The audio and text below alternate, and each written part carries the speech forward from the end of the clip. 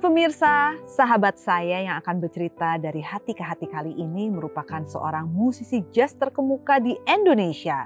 Beliau telah menghasilkan banyak lagu dan masih terus berkarya hingga saat ini. Pria berumur 58 tahun ini memiliki pasangan yang juga tidak kalah hebat dalam berkarir di dunia musik dan merupakan seorang penyanyi senior ternama. Mari kita sambut Dwiki Darmawan dan Ita Purnamasari.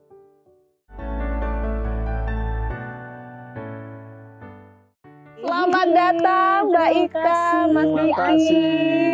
Hai, luar biasa sekali. Cukup lama kita tidak berjumpa. Iya. Lumayan lama. Tapi rasanya tidak ada yang berubah. Anya juga tidak berubah juga. Apa yang terjadi ya? Kayaknya tuh kalau misalnya ketemu Mas Dwiki, ketemu Mbak Ita, itu langsung dirasakan adalah aura positif. Karena banyak orang kan kalau sudah mencapai usia tertentu sudah merasa, udahlah, udah cukup lah. Capek Iya, gitu ya. cuma Tetap semangat, kita itu tetap semangat dia. ya. Tapi sebelum kita bercerita ke situ, saya tuh penasaran ingin mengorek sedikit mengenai asal muasal karirnya Mas Dwiki. Dari usia berapa sih sudah berkarya Mas Dwiki? Kabarnya dari awal tuh masih dari 1 digit usianya. Bener Iya. tuh Mbak. Jauh, 6-7 tahun. Lagu pertama yang saya buat waktu saya usia 7 tahun. Wow. Lagu. Jadi Luar biasa. Geratak itu saya tuh sebetulnya awalnya belum pernah belajar instrumen apa-apa. Tapi begitu lihat piano langsung saya mainin apa yang lagu-lagu yang pernah saya dengar. Terus akhirnya ibu saya meleskan saya piano klasik dan saya belajar piano klasik sampai usia 13. Tapi saya udah bikin lagu dari umur 7 itu. Lagu gitu. Lagu seperti SD apa? kelas Untuk 1-nya. orang ya, ini kan agak-agak sukar Iya, untuk iya. dipahami. Tidak bisa main instrumen alat musik, tapi bisa menciptakan lagu. Itu bagaimana? Jadi lagu itu instrumental yang keluar dari jiwa saya mainkan di piano yang sebetulnya saya belum pernah belajar piano gitu. Notnya begini. Saya belum tahu chordnya begini gitu. Ternyata belakangan baru saya tahu cara memainkan not itu begini. Setelah saya belajar. Banyak orang tua kalau misalnya melihat anak saya itu harus belajar ini nih. Mohon dilihat juga kadang-kadang ada satu ketertarikan yang tidak terpikirkan yang harus kita amati dengan baik. Kayak contohnya Mas Dwiki menemukan dulu minat di musik baru Benar. belajar itu dia. Benar sekali. Tapi kalau dipikir-pikir, kalau bisa mengingat, ini akan sulit sekali. Sudah berapa banyak lagu sih yang Mas Dwiki ciptakan? Sampai sekarang. Adalah kira-kira 100-an. 100. Lebih lah. Lebih lah. Ingat. Lebih ya. Oh, ini yang diingat-ingat. Ingat Oke. banget. Salah satunya yang saya cukup mengena di saya, Gemilang. Aku 7. Itu salah satu lagu favorit akunya. Iya. Pada saat itu udah kenal sama Mbak Ita belum sih? Tahun 85 itu. Aku masih di Surabaya. Masih belum ya? Tapi udah tahu dong Krakatau. Iya, gitu. bener. Udah. Betul Dan sekali. udah ngefans sama lagunya. Baru lagunya. Itu belum baru lagunya. Iya, lagunya saya sudah memikat Iya, seperti iya, itu. benar. Cerita sedikit dong Ya. tentang Gemilang. Itu lagu Gemilang itu adalah salah satu lagu dari album pertama Krakatau yang dirilis tahun 86. 86 lama banget. Anya masih ya. di mana ini? Masih main sana sini. Ya, Iya. setelah 38 tahun yang lalu. Ya. Jadi Gemilang ini ceritanya suatu ungkapan semangat dari keinginan kita anak muda. Saya mau jadi orang sukses. Saya mau jadi orang yang gemilang. Saya mau jadi orang yang berhasil. Waktu itu bayangannya di musik. Nah waktu itu saya kerja bareng sama Mbak Mira Lesmana. Kebetulan Kakaknya Indra Indra, Lesmana ya. di Iya, grup Krakatau sama itu kakaknya kan. Seorang mahasiswi IKJ. Waktu itu saya masih anak SMA. Kita bikin yuk lagu gini. Pokoknya idenya Gemilang. Jadi lagu itu memberi semangat kepada mahasiswa-mahasiswa zaman dulu yang kos di mana supaya berhasil jadi orang ya, supaya berhasil dalam kariernya. Kita menuju keberhasilan, menuju kegemilangan. Jadi satu lagu yang memberikan semangat sebetulnya itu. bukan karena ada salah satu kisah pribadi gitu loh, memang berat banget sih hidup di sini, terus ada terciptalah Gemilang, ada apa ini ya? kan orang Bandung ya. Iya, ada pemicu kah gitu? Ya, memang nggak gampang ya. Dulu tuh saya kan waktu itu di peralihan dari lulus SMA, terus kuliah di Fakultas Hukum. Waktu itu berat, saya tuh bolak-balik Bandung, Jakarta, naik tahun 85. Aduh, itu jalanan nggak seenak sekarang ya, tol langsung nggak ya? Cuma saya langganan kereta api Parahyangan. Itu saya senang sekali naik kereta api. Karena di kereta api itu banyak yang bisa dikerjain. Kalau dulu pakai Walkman ya, Walkman dengerin lagu, nulis-nulis. Tapi saya paling sering bolak-balik, waduh itu tuh merasa berat ya. Besoknya harus ujian, ini harus ada rekaman, harus ada latihan di Jakarta. Tapi justru lagu ini saya nggak sadar ya bahwa ternyata menginspirasi banyak orang untuk menjadi semangat untuk mencapai kesuksesan gitu. Bahwa kita harus yakin bahwa kita mempunyai goals untuk sukses. Gitu ya. Yang diciptakan oleh seseorang juga dalam perjuangan di era hidupnya pada saat itu ya. Nah, tadi Mbak Ita sempat menyampaikan, wah eranya lagu Gemilang, Mbak Ita masih di Surabaya. Masih di Surabaya, belum kenal pastinya. Masih SMA. Tapi baru merasakan, karya-karyanya sudah terlihat sekali. Karya-karyanya luar biasa ini. Ketemunya tuh di mana sih, Mas Dwiki? Ketemu sama Mas Dwiki sebenarnya kita satu perusahaan rekaman di label yang sama, Billboard. Sama-sama dikontrak di perusahaan rekamannya sama. Billboard ya, Mas Dwiki bareng Krakatau, saya sebagai penyanyi solo saat itu pendatang baru dari Surabaya. Terus berapa kali papasan di studio, tapi ya udah gitu-gitu aja, tapi nggak ngobrol. Ya makanya papasan aja, tapi udah aja gitu. Oke. Apa kesan pertama pada saat pertama kali melihat satu sama lain? Kayaknya ini bukan proses yang love at first sight deh, bukan deh kayaknya ya. Wah, saya cantik banget ini. Sukanya bikin anak Surabaya ini cantik banget, saya bilang. Terus saya berusaha mencari lagunya. Cari lagu. Terus ketemulah lagunya. Penari ular, Bu. Penari ular nih. Jadi lagunya Ita yang pertama saya dengar tuh judulnya Penari Ular. Jangan-jangan Ita nih penari ular, saya bilang. Semua sangkanya kayak gitu loh. Ternyata bukan. Itu tema lagu yang diciptakan oleh Om Arthur Kaunang. Mentornya dia, Om Arthur Kaunang. Jadi saya lucu gitu. Lagunya kok Penari Ular nih. Katanya mukanya nggak sesuai gitu loh. Tapi saya surprise lagi. Selanjutnya dia mengeluarkan banyak Sanggup Ke Aku. Nah, yang saya tertarik pas Ita nyanyi lagu Sanggup Ke Aku. Coba nyanyi dikit gimana? Ada rindu di hatiku, kini sedang mengganggu. Itu masih sama label Billboard. Dengar lagu itu saya di radio, lagi nyetir, lagi macet, mau ke studio. Aku nggak nyangka itu, begitu si penyiarnya. Itulah sebuah lagu dari Ita Purnamasari. Wah, si penari ular. Si penari ular ini. Sekarang keren nih lagunya. Aku suka lagu itu. Cukup hits ya. Jadi saya dengar lagu itu jadi pengen deket gitu, pengen kenal lebih jauh lagi gitu. Sanggup Ke Aku. Sanggup Ke Aku menjadi lebih dekat dengan.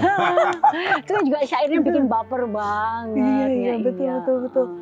Jadi karena lagu itu ada berubahlah image-nya itu langsung kayak daya tariknya langsung makin memikat. Dari penari ular ke Sanggup Ke Aku saya lebih tertarik gitu ya, imajinasi saya. Puncaknya saat lagu Cintaku Padamu menang di ajang BASF Award 1993, bestseller untuk lagu pop. Dapat hadiah jalan-jalan ke luar negeri, ke Kanada dan Amerika. Ini Mas Dwiki ikut, walaupun nggak menang apa-apa ya. Jadi saya terangin dulu. Dulu tuh ada perusahaan pita kaset rekaman BASF Award dari Jerman namanya BASF. BASF itu karena hadir di industri musik Indonesia, memberikan kontribusi berupa pita-pita kaset rekaman yang membuat awarding musik yang pertama di Indonesia. Sebelum ada AMI Award yang sekarang ini, ada BASF Award. Itu duluan tuh. Duluan. Jadi ada Grammy Award kan di Amerika, tapi BASF tuh bikin BASF Award. Dia menghargai artis-artis yang artinya paling banyak memakai pita BASF ya. BASF. Nah, Salah satunya Ita pemenangnya di tahun 93. 93. Nah, saya ini nggak menang apa-apa. Tapi deket Tapi sama karena berada ownernya. di lingkungan industri musik itu, dan katanya lumayan seru kalau ada Dwiki lucu gitu. Akhirnya diajak dengan rombongan artis-artis itu. Banyak banget, ada Tanto Yahya ya, Mas Tanto. Iya, ke Elva Singer, Kanada, sama dan Amerika Iya, Serikat. iya. Nah, deketnya Nah. di situ puncaknya. Akhirnya karena ketemu di situ jadi lebih dekat gitu. Kesempatan untuk jadi Oh, lebih iya. dekat. bulan PDKT-nya tiga di itu. situ, di Kanada. Dan sekaligus menjadi kesempatan saya untuk lebih mendekati Ita, ya kan? Karena kan kalau di luar negeri itu perlu guide buat jalan-jalan, Nah, buat ini shopping. langsung menawarkan itu. diri.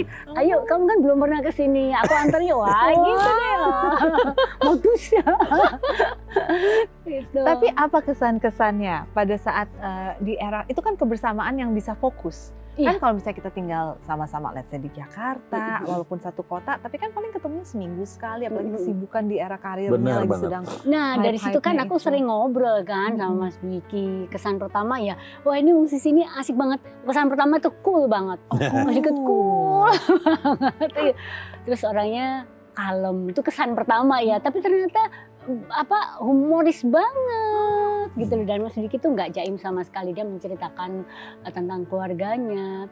Pokoknya nggak ada yang dia sembunyiin gitu loh Mas Dwiki, pokoknya apa adanya. Itu yang membuat saya tertarik. Dan kemana-mana itu ternyata dia bawa sajadah. Dimanapun udah waktunya sholat, Mas Dwiki sholat. Itulah yang membuat saya langsung wah. something gitu. nih. Memang waktu itu terus ya, Ita kan tetap tinggal di Surabaya, jadi Masih. sekali-kali aja ketemunya. Iya.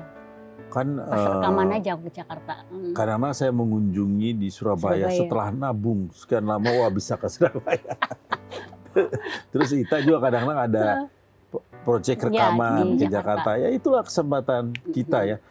Jadi jarak jauh ya, Jakarta Surabaya lah. Surabaya. Sampai saya melamar pun menikah, statusnya Ita tuh emang masih tinggal di Di Surabaya. Surabaya. Pas menikah, ya saya paksa lah borong ke Bintaro. Masa di Surabaya terus.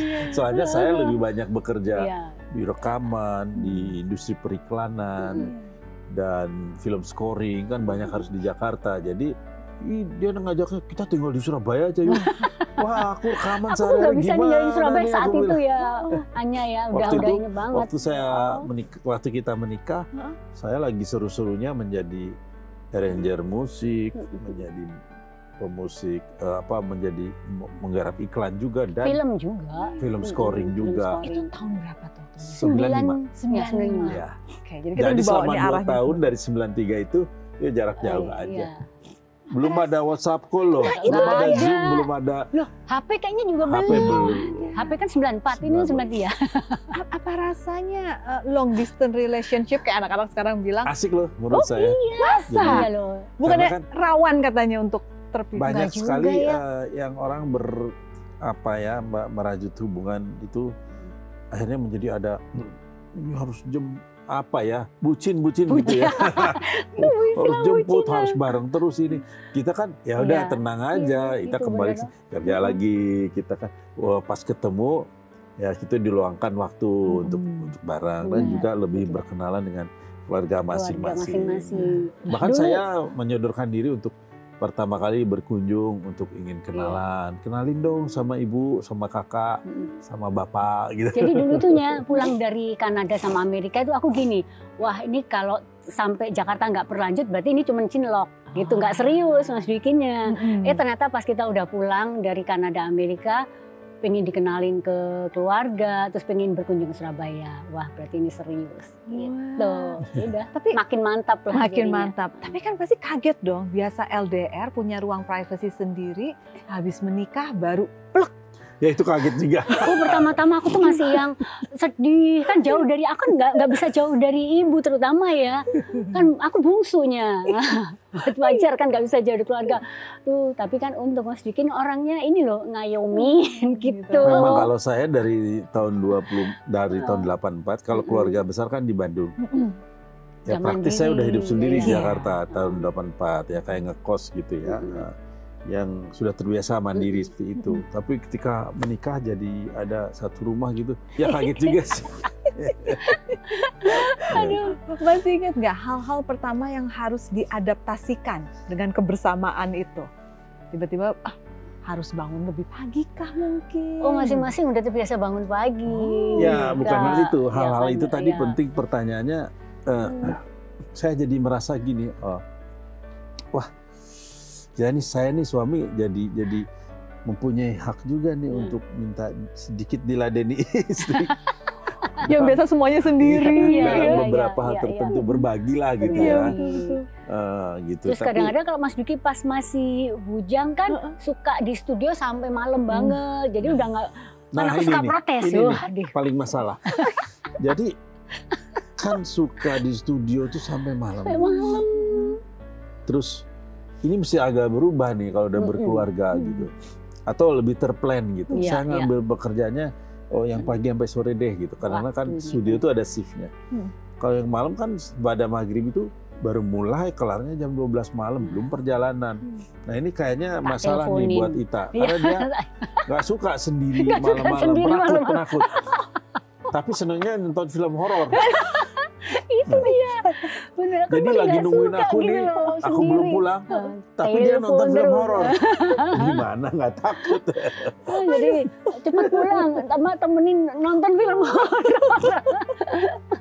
Itu. Nah jadi harus lebih teratur, yang paling signifikan emang itu. Soal jadi waktu. ini sebelum punya anak ya, itu harus lebih berkomitmen sama waktu supaya kita yang benar terbagi gitu.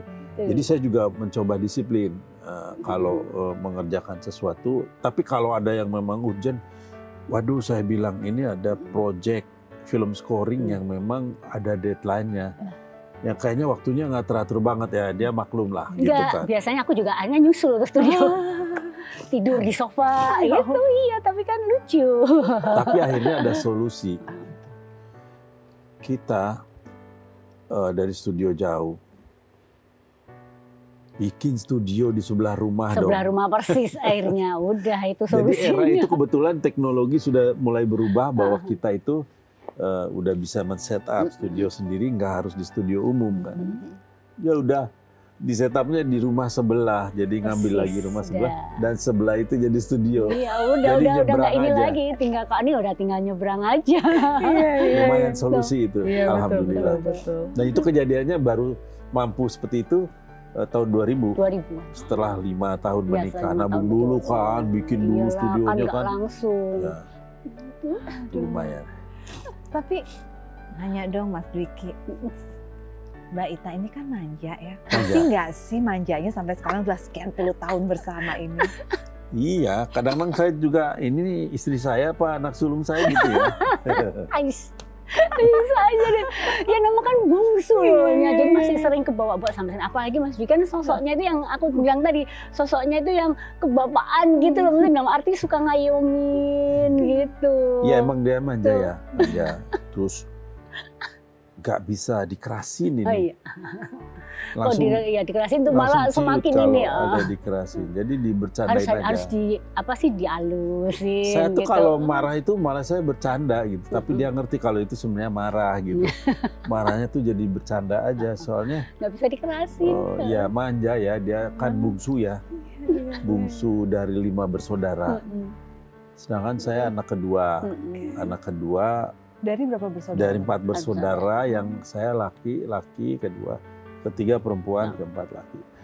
Jadi beda gitu. Jadi ini yang bungsu udah dititipin sih dari awal sama dari bapak awal sama ibunya. Ibu sama bapak. Anak bungsu. Tolong ya dijaga weh. Mas Dwiki Darmawan dan Mbak Ita Purnamasari menikah tahun 95. Iya. Dengan kalau kita lihat sepintas tadi ya di segmen awal, ini karakternya nih bumi dan langit ya sebenarnya ya. Tapi bisa bertahan sampai dengan berarti sekarang sudah ke 29 tahun. Ya, 29 tahun. Wow. Anniversary silver sudah terlewatkan. Nanti ke 30 tuh apa ya? Saya agak-agak lupa deh. Tapi yang menarik adalah bagaimana menjalani bentuk rumah tangga dengan 2 karakter yang sangat berbeda, latar belakang yang cukup berbeda. Apa sih kuncinya? Atau pernah mengalami titik terendahnya itu seperti apa? Ya, kuncinya komunikasi. mungkin Komunikasi. intinya saling memberi dan saling menerima. Terima. Jadi kalau saya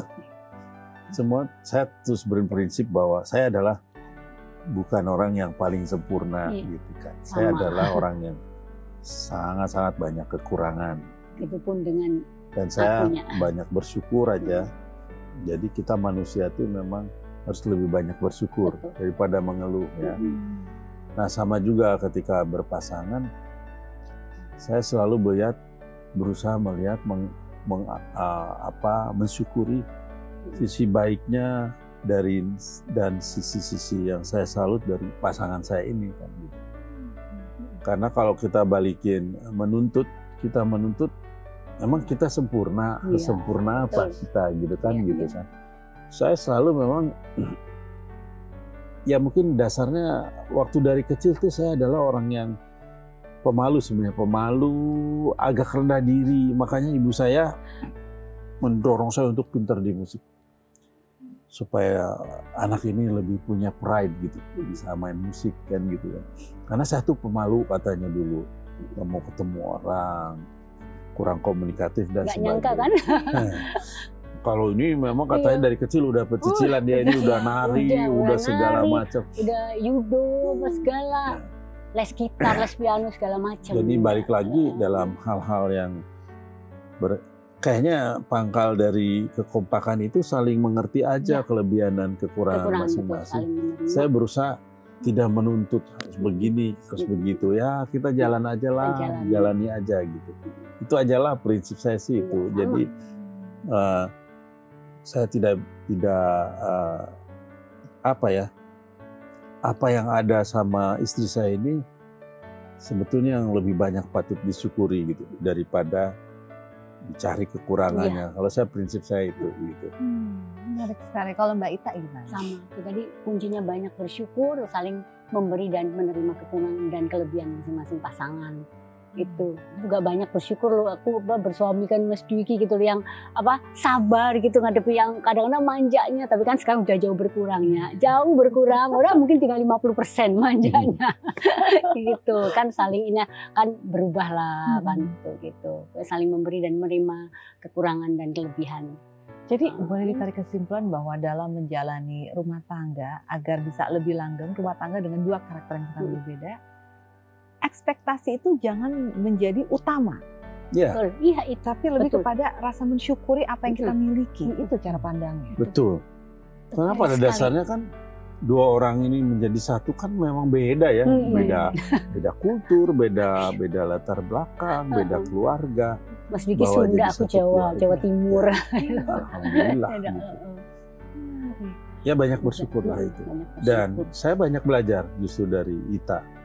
Banyak introspeksi. Saya ini Leo kan ya. Leo tuh kadang-kadang semangatnya tinggi, kurang hati-hati misalnya. Kadang-kadang. Oh ini dong ininya. Kalau Ita tuh jelimet gitu. Ya. Mau mengambil keputusan itu Aku pertimbangannya pikir banyak. Ya pertimbanganmu banyak. Nanti Nah, ini saya jeleknya banyak kayak apa belajar nanti dari ya. dia. Saya ini banyak shortcut, banyak apa-apa mau cepat, mau ini, mau ini. Nah tapi memang agak beda. Saya menyebutnya dulu, kamu tuh complicated sekali sih. Sebenarnya bukan complicated ya. Sebenarnya hati-hati. Hati-hati. Gitu. Segi hati-hatinya tuh kuat banget. Asal aku gini, ini nanti kedepannya kayak gimana? Efek buruknya ada apa nih? Gitu. Sama kayak hati-hati sekali. Beda sama Mas Dwiki emang. Padahal latar belakangnya sama-sama sarjana hukum. Betul, sampai sekarang itu aku seperti itu gitu loh. Kalau ada apa-apa selalu pengambil keputusannya itu harus dipikirin baik dan buruknya seperti apa. Gitu. Baik sekali. Mbak Ita bisa bercerita waktu untuk mendapatkan buah hati itu nampaknya juga satu perjalanan yang... itu lumayan perjuangan itunya. Jadi berawal dari, kan kita menikah 95. Awal 97 bulan Maret, aku sampai ingat banget bulannya, bulan Maret 97 kita memutuskan second honeymoon ke Australia. Kan Mas Dwiki udah nggak terlampau sibuk kan saat itu, aku juga memang sudah rencana, ya udah ke Australia dong, udah. Sampai di sana kita kemana, ke Gold Coast macam itu, kok tiba-tiba aku tuh yang sakit mohon maaf sakit diare, itu enggak berhenti sakit perutmu, aduh udah pokoknya yang ada bukannya second honeymoon tapi malah berakhir sakit. Saat itu liburan ya, jadi di Australia itu pada tutup, akhirnya dokter datang ke hotel. Thanksgiving Day. Oh, oke. Dah sampai Jakarta pun aku masih sakit, akhirnya periksa di salah satu rumah sakit, vonisnya radang usus gitu, tapi radang usus tapi kok masih sakit ya, akhirnya di CT scan. Udah CT scan. Nah, pas CT scan ketahuan nih ada benjolan massa yang cukup besar 5 kali 6 cm nih. Kata dokter gini, wah ini harus segera dioperasi gitu. Dioperasi, nggak pernahnya kita dengar kalimat operasi kan. Aduh, aku tuh langsung stres gitu, Mas Diki juga. Aduh gimana ini, terus kata dokter ini keluarga harus menandatanganin surat persetujuan operasi gitu.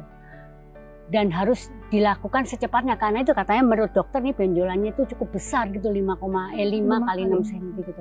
Sebenarnya apa ya, liver abscess dia bilang. Ya, liver abscess. Bukan liver abscess, justru liver abscess itu belakangan ketahuannya.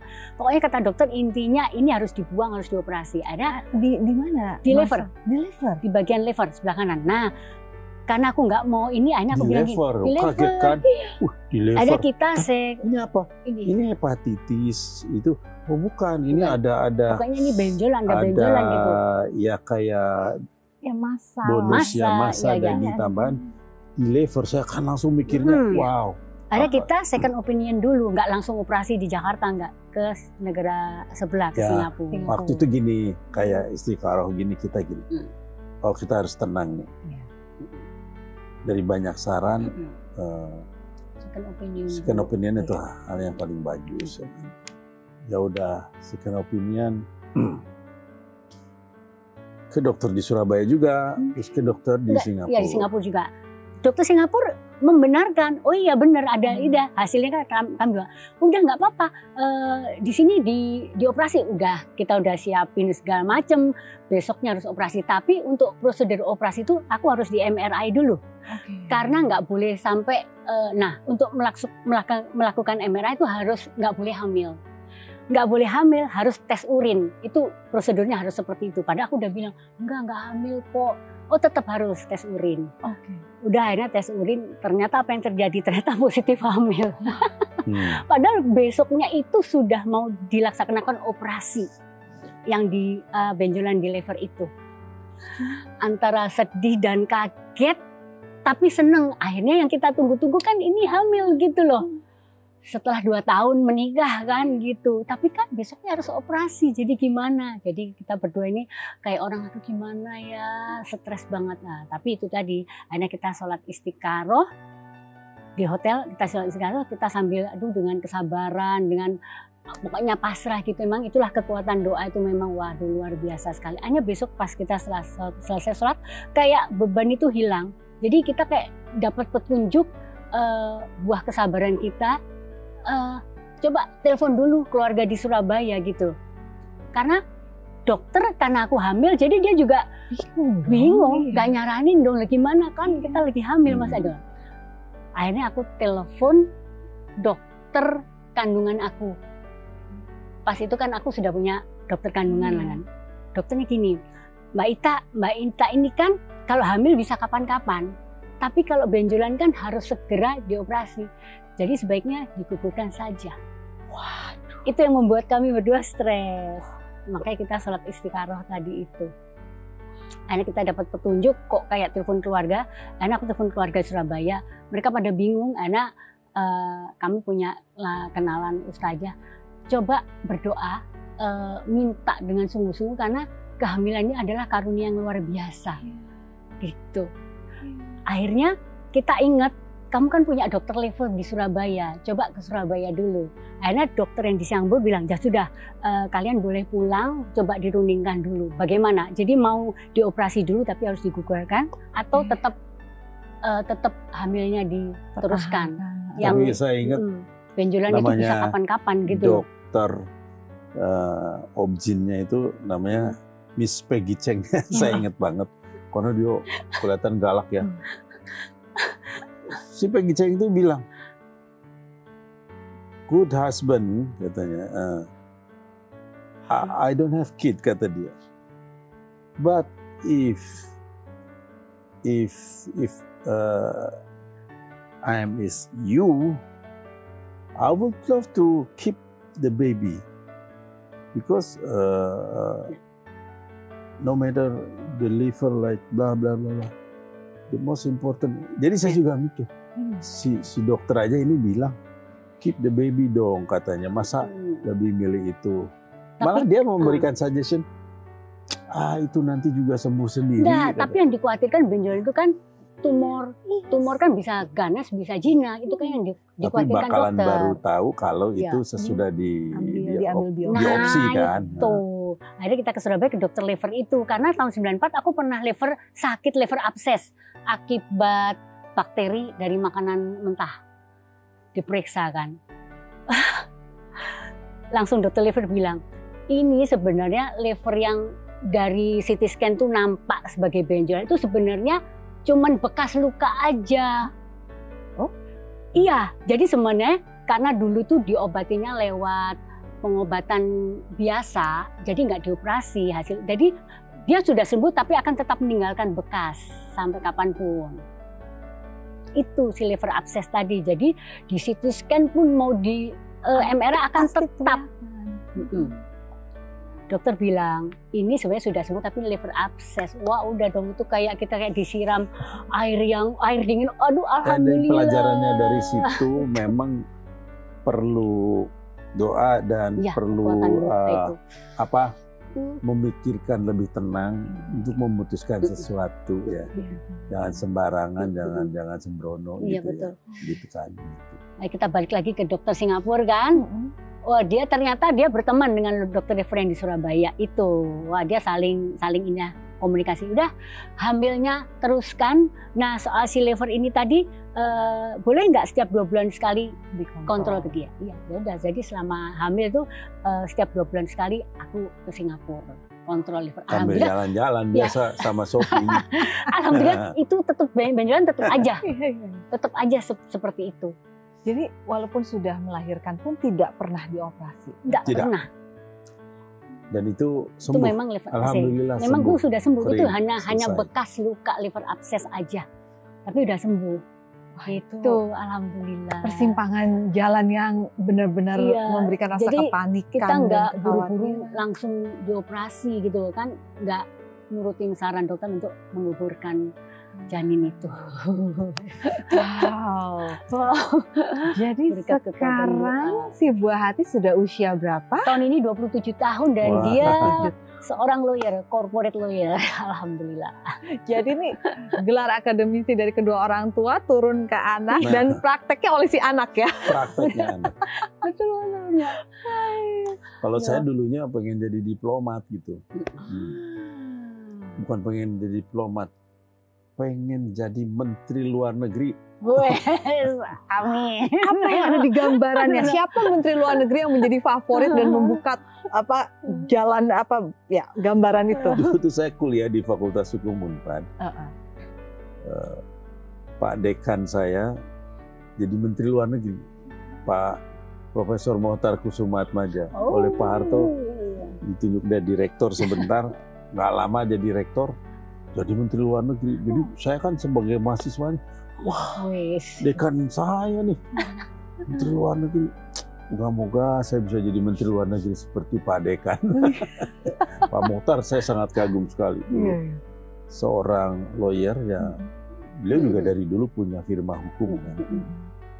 Pengacara yang mendalami hukum laut dan memperjuangkan tentang hukum laut di Indonesia bekas dari dulu yang dirintis Juanda, Insinyur Haji Juanda, deklarasi Juanda itu diperjuangkan kembali oleh Pak Mohtar sehingga di PBB itu lock lah bahwa 12 mil batas laut itu yang wilayah satu negara dan Indonesia kan negara kepulauan. Jadi saya sangat bangga sekali. Jadi mudah-mudahan saya bisa jadi menteri luar negeri. Tapi seiring waktu jalan-jalan ke luar negeri saja. Jadi diplomat dalam bidang musik akhirnya. Ini Mas Diki sudah 80 negara ini hanya lewat musik loh. Apa rasanya bisa memiliki profesi di bidang bahasa universal? Bahasa universal. musik kan seperti itu. Kita tidak perlu memahami kata-katanya, tapi kita bisa menikmati dan mengerti tujuan dari lagu tersebut. Apa yang dirasakan bisa tersampaikan. Bahasa universal yaitu berupa lagu dan bisa tersebar sampai dengan 80 negara lebih. Apa rasanya menjadi musisi yang seperti itu? Ya, senang sekali ya, karena musik sebuah ekspresi. Ekspresi dari kita.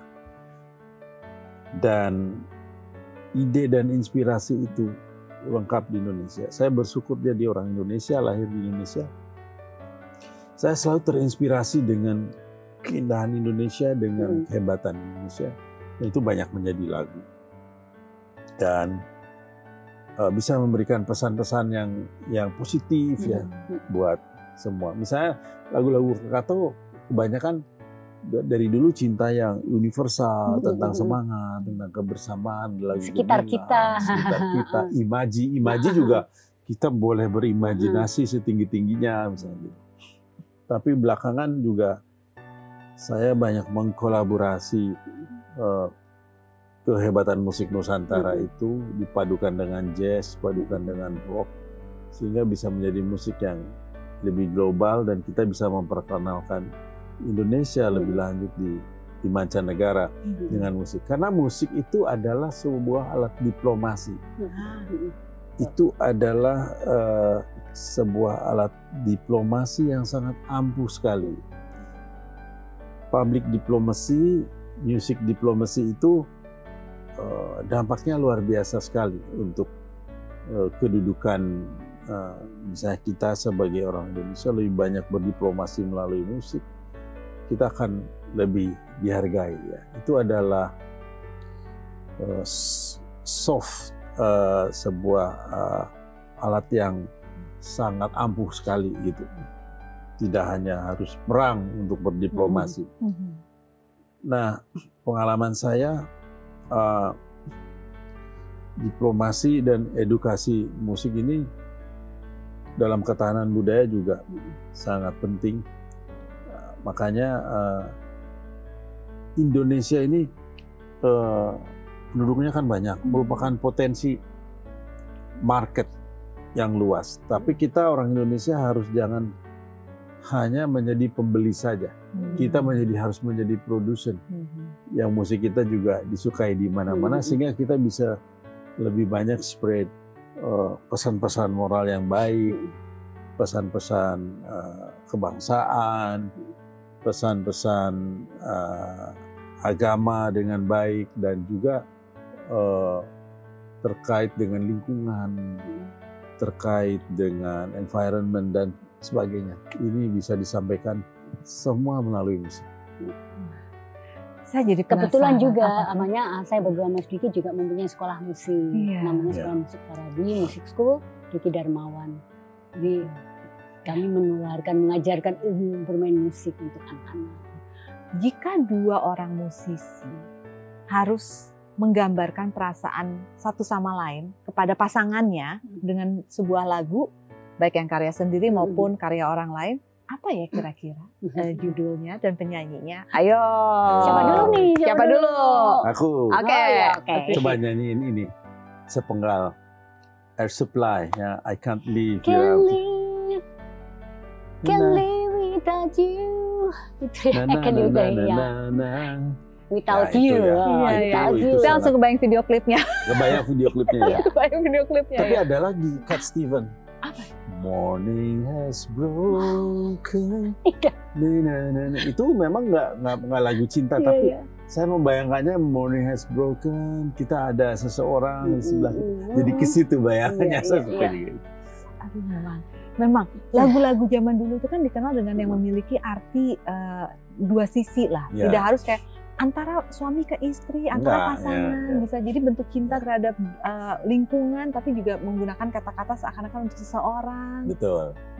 Lebih luas artinya, betul sekali. Itu dari Mas Dwiki ke Mbak Ita. Kalau Mbak Ita ke Mas Dwiki. Ini lagunya Chicago. Oh, yang mana? You the inspiration, you the meaning in my life.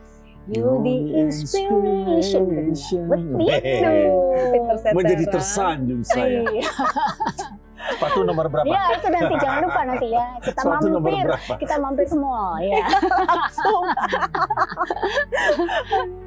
Tapi dalam ratusan bahkan ribuan karyanya Mas Dwiki, ada nggak yang tercipta untuk Mbak Ita?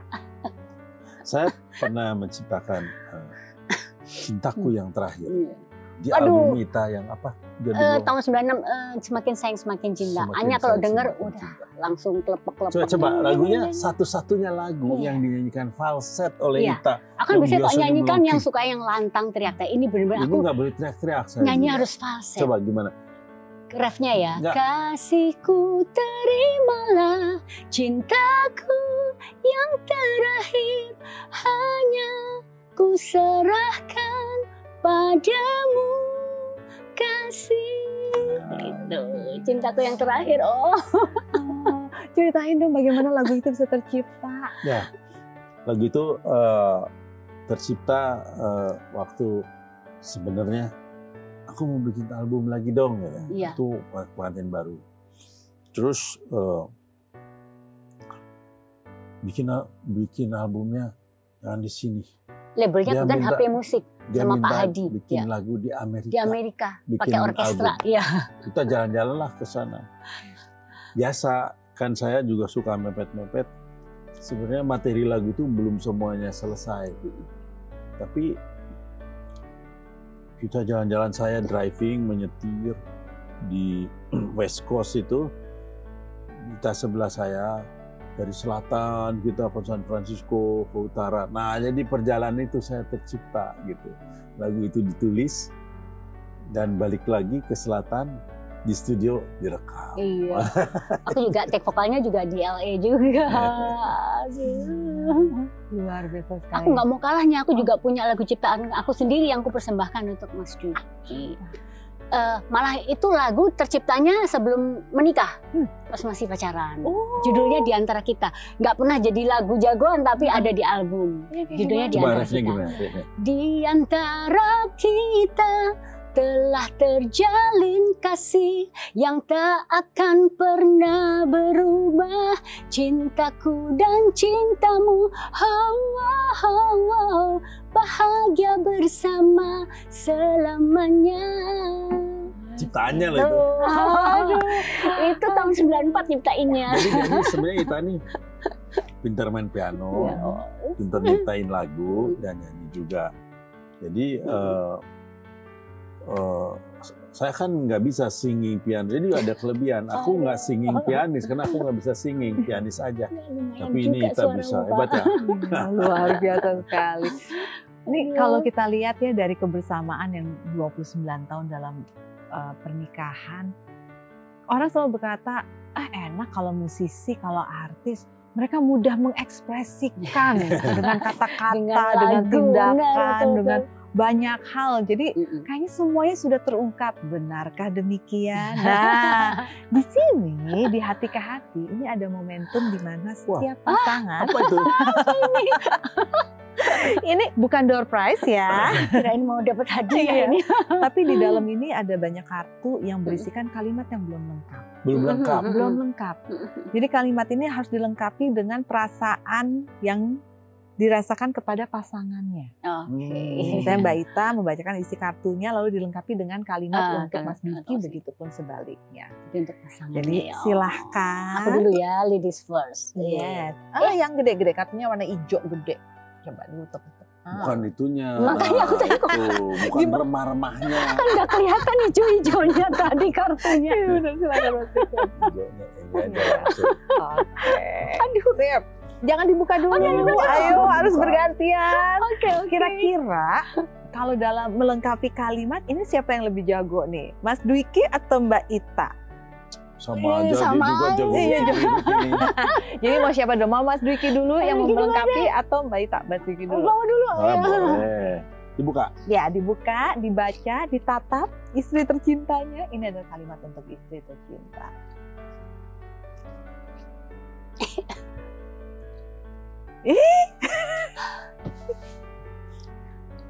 Bacakan. Yes.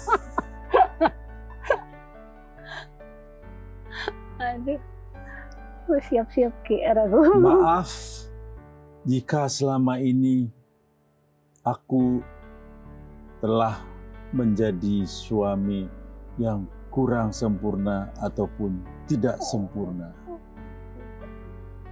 Kenapa itu yang Enggak kok, dia udah sempurna. Ya, karena saya merasa sebagai suami itu selalu nggak sempurna, selalu ada kekurangan. Jadi saya maaf jika selama ini aku telah menjadi suamimu yang tidak sempurna atau Mas kurang Diki terlalu sempurna. rendah hati. Terlalu rendah hati nih. dibantah loh sama Mbak Ita? Enggak. Kenapa gitu? Enggak, justru sebaliknya. Justru buat aku tuh nggak bisa bayangin kalau aku pasangannya bukan Mas Diki, malah gitu. Gitu. Aku sangat beruntung sekali. Apa yang paling disyukuri dari Mas Diki? Apa bagian dari diri Mas Diki yang Mbak Ita mengatakan hanya dia yang memiliki dan inilah dia? Walaupun aku banyak kekurangan, walaupun aku nggak bisa masak, nggak bisa nyetir, tapi akan sayang keluarga. Jadi Mas Diki sangat tahu itu. Dan Mas Diki itu sangat orang yang sangat support banget dalam hal apa aja. Yang penting istrinya bahagia. Gitu. Walaupun ya terkadang kan kalau kita orang awam melihatnya Mas Diki kan kalau lagi serius itu ya agak angker ya mukanya, serem gitu. Kadang-kadang galak. Iya, Leo. Iya. Leo. Kayaknya gini, aduh don't mess around deh gitu, kayak lagi asik di dalam zonanya, jangan dicolek gitu. Ntar langsung bom meledak gitu. Bener juga. Tapi ternyata ya, tapi di balik itu juga apa sih rasa sayangnya, kehangatannya itu nular ke keluarga dan teman-teman dan lingkungan. Kenapa Mas Diki merasa dirinya tidak? Nah itu dia yang aku justru nggak tahu. Ya banyak hal lah ya, misalnya ya kan memang hidup ini tidak semuanya dilihat dari materi ya kan. Tapi kita tidak tahu pasangan kita ini atau keluarga ini puas nggak dengan apa yang telah dilakukan saya ya sebagai suami gitu ya. Artinya dalam segala hal gitu kan. Dalam segala hal karena kalau saya merasa sempurna, merasa the best, kayaknya saya itu menjadi sombong dan jadi salah gitu ya. Jadi saya lebih baik selalu merasa kurang sempurna gitu, supaya saya bisa memperbaiki diri terus. Gitu. Cucuin. Luar biasa. Tidak memilih. Padahal orang bilang kalau musisi itu egonya besar karena karyanya. Ya. Tapi kalau sudah berhubungan dengan kesadaran dalam berpasangan, berumah tangga, bisa menjadi orang yang berbeda dalam berpola pikir. Betul sekali. Kan kalau dalam keluarga ini laki-laki ini pemimpin. Memang pemimpin itu harus selalu merasa tidak sempurna menurut saya. Karena udah merasa sempurna itu jadi keblingan nanti. Sama juga pemimpin dalam sebuah komunitas, bahkan pemimpin negara sebelumnya. Kalau dia merasa sempurna maka dia akan keblingat, lupa diri gitu. Saya nggak mau seperti itu. Luar biasa. Tapi itu yang jadiin sempurna ya, karena kesadaran dan kerendahan hatinya itu luar biasa. Sekarang gantian. Jadi kepo mau jawab apa dia? Apakah kalimatnya itu Mbak Ita? Sosok kamu untuk aku seperti my hero. Iya. Benar. Pahlawan. Iya, betul. Alhamdulillah. Inspirasi aku juga. Iya kan seperti aku bilang. Pokoknya aku tadi udah bilang sama Anya. Aku tuh nggak bisa bayangin kalau pasanganku bukan Mas Diki gitu loh. Jadi buat aku ini Mas Diki yang terbaik. Alhamdulillah. Terbaik. Semoga ya. Bentuk penyelamatan apa yang peran Mas Diki itu hadir sekali dalam hidupnya Mbak Ita? Semenjak menikah sampai sekarang selalu support aku dalam hal apapun. Yang penting saya senang, saya happy. Tuh. Dan misalnya mengalami masalah-masalah apa di kerjaan apa-apa ini selalu tampil sebagai orang yang selalu support. Itu menjadi pilar. Ya betul. Jadi aku tuh bisa mengandalkan Mas Diki dalam hal apapun. Gitu. Pulangnya nanti ke mall ya. Sepatu, minta sepatu nanti. Transferannya lebih banyak ya. Oke. Enggak itu tadi bener. Tuh kan sampai jadi terharu. Aduh. Mas Dwiki, Mbak Ita, kalau boleh berbagi nasihat atau pandangan tentang bagaimana menjalani kehidupan yang kalau Mas Dwiki dan Mbak Ita ini sudah mengalami dari fase yang masih monolog sampai digital seperti ini. Ya baik, misalnya istilahnya kendala apapun, rintangan apapun kita udah jatuh bangun, udah melewati asam garam. Nah, itu dia. Udah kita apa yang bisa dibagikan kepada pemirsa? Ya, kalau saya hidup ini adalah berbagi cinta dan kasih dengan siapa saja, dengan pasangan, dengan teman, dengan sahabat, dengan masyarakat. Dan hidup ini justru ujian yang hanya sementara. Lamanya nanti kita di akhirat. Jadi ujian di sini, di hidup ini, yang kita kumpulkan adalah bekal untuk di kehidupan selanjutnya. Makanya kita harus banyak berbagi cinta, berbagi kasih. Jangan membuat kerusakan di muka bumi. Itu aja prinsip hidup. Itu sih bukan nasihat ya. Mungkin ya saya berusaha dengan prinsip hidup saya seperti itu. Berbagi cinta, berbagi kasih. Ingat selalu hidup ini sementara. Berbuat kebaikan harus terus, berbuat kekurangan atau kejahatan sekalipun diusahakan jangan, gitu kan. Teman 1000 orang itu tidak cukup. Tapi musuh 1 pun udah lebih dari cukup. Itu prinsip ya. Itu mungkin bukan nasihat lo ya, itu lebih ke prinsip hidup saya. Jadi silaturahmi. Hidup ini adalah silaturahim. Silaturahim itu adalah satu bentuk yang sangat universal, di mana kita mempunyai hubungan yang baik dengan sesama manusia, tapi juga dengan alam. Jangan anggap alam itu adalah makhluk mati. Alam kita yang Tuhan berikan kepada kita itu, kita harus punya silaturahmi yang baik, hubungan yang baik, jangan dirusak. Batu, sungai, pohon, tumbuh-tumbuhan, hewan, itu semua adalah bagian dari universe yang Tuhan telah ciptakan tuh bersama dengan kita untuk tetap berbagi dalam kasih. Sehingga akan tercipta di dalam bumi ini adalah satu keseimbangan atau balance of life. Gitu. Cukup menyadarkan orangnya. Mbak Ita ada yang tambahkan? Semua sudah diborong sama Mas Dwiki. Aku nggak pandai berkata-kata, tapi aku akan kasih satu penggalan lagu itu dari aku. Syukuri apa yang ada, hidup adalah anugerah. Tetap jalani hidup ini, melakukan yang terbaik. Melakukan yang terbaik untuk pasangan, untuk anak, untuk keluarga, dan tentunya untuk semua orang dimanapun kita berada. Tuh. Bagus tuh lagunya. Sepatu nomor berapa? Ini kayak belanja sepatu beneran nih pulang dari sini. Mbak Ita, Mas Dwiki, terima kasih banyak. Sudah berbagi banyak sekali perjalanan hidup, cerita hidup, pandangan hidup. Dan semoga menginspirasi bagi Anda pemirsa. Terima kasih untuk kebersamaannya. Terima kasih. Dan semoga apa yang kami berikan kepada Anda dapat memberikan nilai kebaikan lebih dalam diri Anda. Saya Anyudinoh pamit, kita berjumpa lagi dalam kesempatan hanya di Hati ke Hati. Sampai jumpa. Sampai jumpa.